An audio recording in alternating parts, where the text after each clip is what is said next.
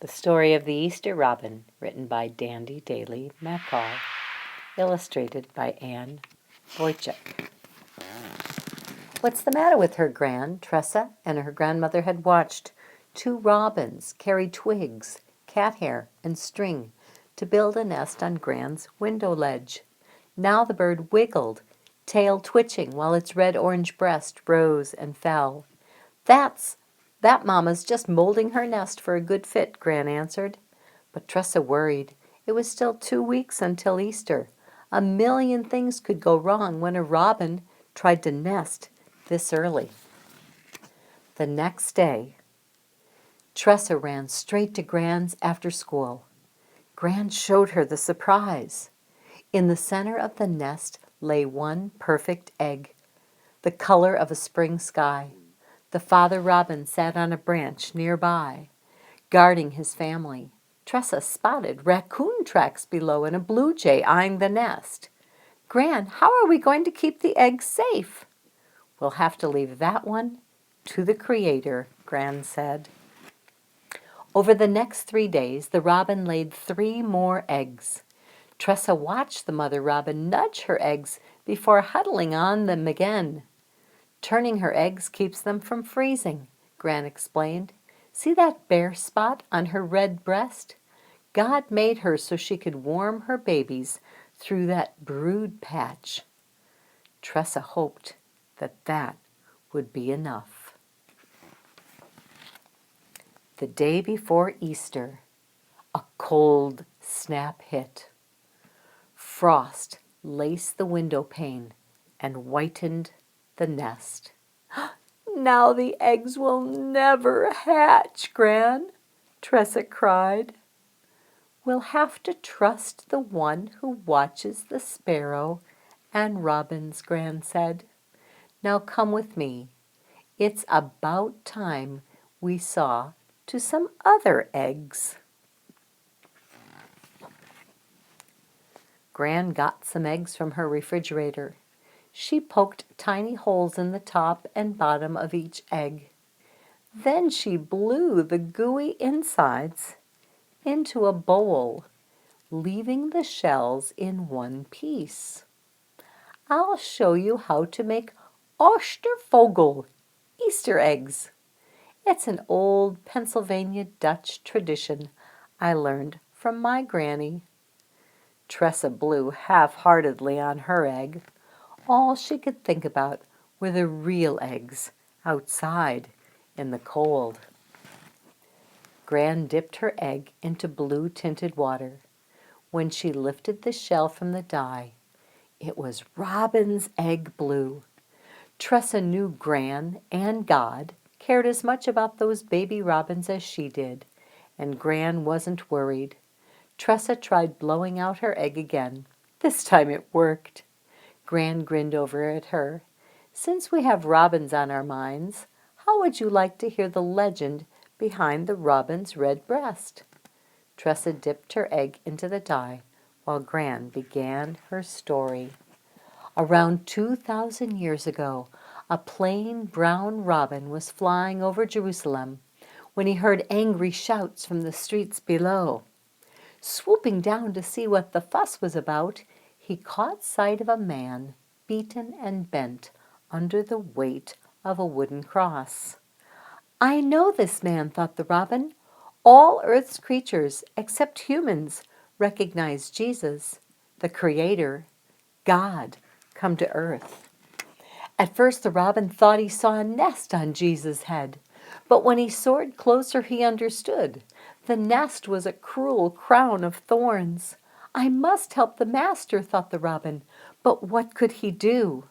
Jesus stumbled as a whip snapped. He fell, and the thorny crown dug into his head. The robin, filled with compassion, flew at the crown and tried to knock it off Jesus' head, but the crown wouldn't budge. It was then that the robin noticed one long thorn sticking into Jesus' forehead. The bird gathered its strength, grabbed the horn in its beak, and tugged. The thorn gave way, and as it came out, a drop of Jesus' blood fell right onto the robin's breast. staining it red from that day to this.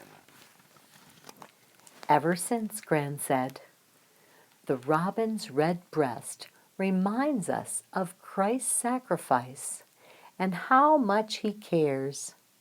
The robin's song is the first sign of spring, helping us remember that after Christ died, he rose again on that first Easter.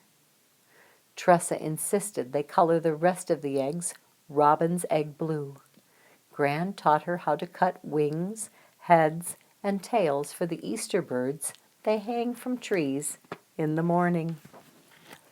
When Tressa woke up on Easter morning, she ran to Gran's to hang their Easter birds. As she tiptoed beneath the robin's nest, something crunched under her shoe. Jagged chips of blue shell lay scattered over the ground. "Gran!" she cried as she burst into the house. "The eggs, they're broken." Gran called Tressa up to her room. "Take a look." Under the mother robin's wing sat 4 scrawny baby robins, eyes closed and mouths wide open. "They're alive!" Tressa exclaimed. She watched the daddy robin drop bits of food into the babies' mouths. "God takes care of his creatures," Gran whispered. Through the window pane, Tressa could see the robins' red breasts, bright against the sunrise. She was sorry she'd ever doubted God's care. From then on, whenever she saw a robin or felt worried, she'd think of the legend, and she'd remember all Jesus went through on that first Easter. "Thank you," she prayed, "for the robins and for Jesus." Outside, the wind howled, but the robin's joyful chirping came through loud and true. To Tressa, it sounded like they were wishing her a happy Easter. She answered them, "Happy Easter to you too." And this is the story of the Easter robin. The legend of the robin's red breast is an old tale from the Pennsylvania Dutch. The point of the legend is a celebration of the robin's compassion and of Christ's sacrifice.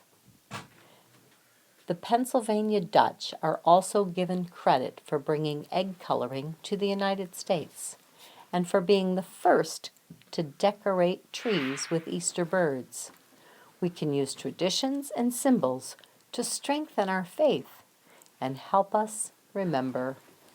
The robin is a sign of spring, and it can remind us of Christ's love for us, his death, and his resurrection. Birds' nests help us remember Christ's crown of thorns.